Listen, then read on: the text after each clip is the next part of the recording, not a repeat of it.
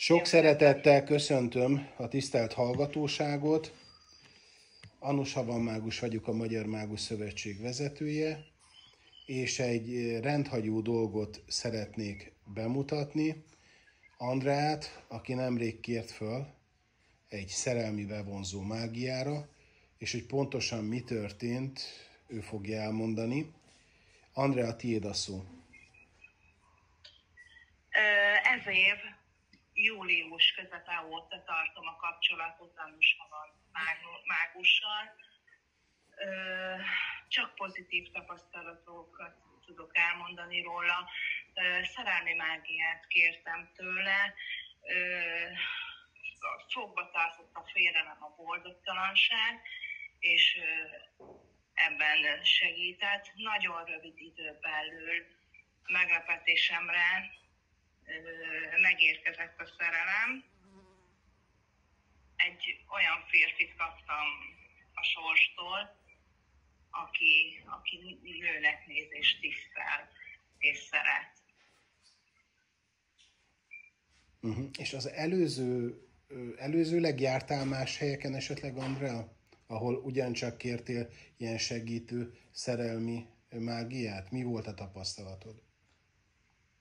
Igen, próbáltam különféle mágusokkal, boszorkányokkal, ők is állítólag elvégezték ezt a szerelmi mágiát, de semmi nem történt, semmi változás nem történt az életemben. És kifizettél ugye nekik egy csomó pénzt, gondolom, ahogy Igen, mások is. igen. Itt nálunk, hogy elkezdtem a munkát, mennyi időre rád történt hatásos változás körülbelül?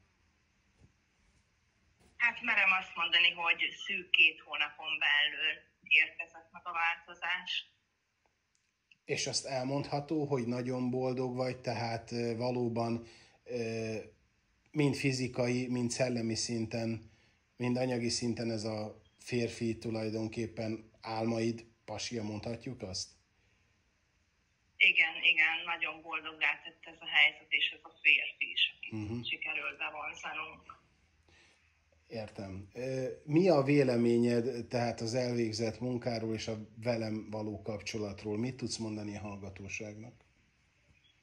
Hogy én nagyon boldog vagyok, hogy a mágusra találtam, és mindenkinek merem ajánlani, és igenis tegyen a lelki és testi egészségéért, hogy igenis lépjen kapcsolatba Anusa Van Mágussal, mert csak pozitív tapasztalataim vannak vele kapcsolatban.